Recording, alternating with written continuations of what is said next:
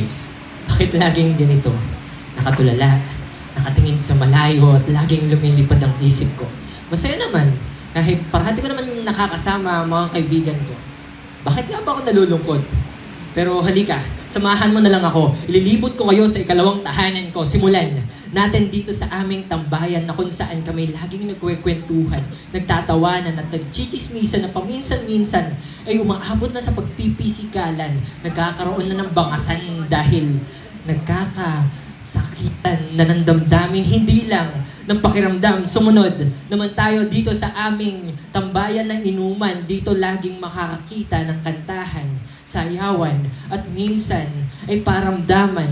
Meron pala talagang magkakaibigan na kung saan ay may tinatagong damdamin sa bawat isa, ngunit malalaman na lang kapag nalasing na sila. Oo, eto naman, susunod naman tayo dito sa aming pwestuhan na kung saan kami laging nagiinuman. Dito ka na laging makakita ng iyakan, artihan, at minsan, dito mo makikita yung mga artista na kaibigan ko. At syempre, singer na kagaya ko. At joke lang, syempre.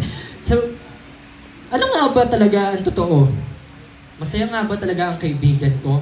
Dahil sa totoo lang, ganito ang kinalabasan ng aming tahanan.